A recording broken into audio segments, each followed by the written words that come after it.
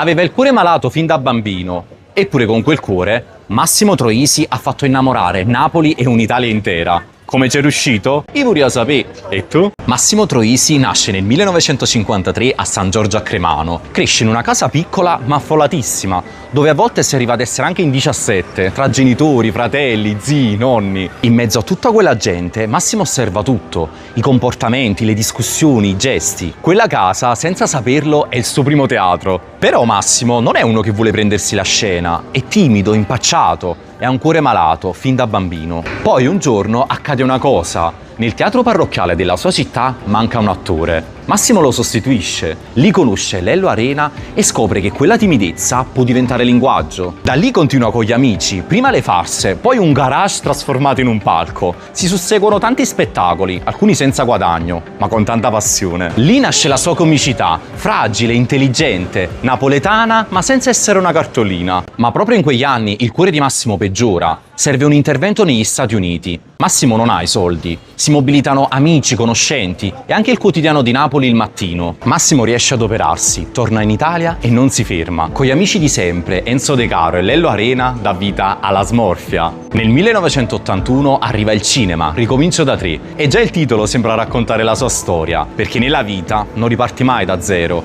Gli amici, le ferite, la tua città, te li porti dietro e riparti da lì. Poi arriva Il Postino, ma le condizioni di salute di Massimo Troisi sono peggiorate. I medici gli consigliano di fermarsi e di affrontare un nuovo intervento. Ma Massimo vuole finire quel film. E lo fa, lo gira in condizioni difficili. Finite le riprese, poche ore dopo, muore nel sonno.